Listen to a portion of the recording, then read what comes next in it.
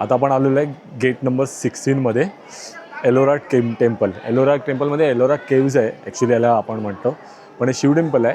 आणि इथे असं आहे की ही जी केव्ज आहे ना, हे मेन मंदिर आहे.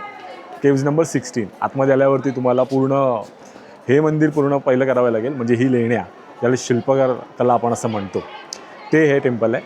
हे ते व्हिजिट केल्यानंतर 15 आणि 16 आहे, त्या तुम्ही व्हिजिट करू शकता.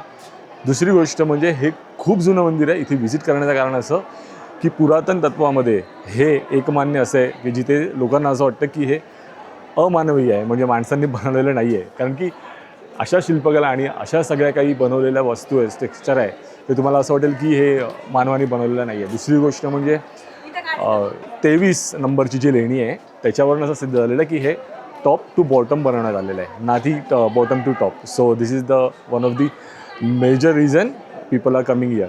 तर हे एक गोष्ट आहे. आणि इकडे बघण्यासारखं हीच लेणी नाही आहे, अशा 36 लेण्या आहेत. आणि आपण ही पहिली लेणी बघतो आहे कारण की सुरुवात इथून करायची आहे ॲज पर द गाईड्स त्यांनी आम्हाला सांगितलं आहे. तर तुम्ही इथे आलास तर नक्की व्हिजिट करा. It's a very beautiful place.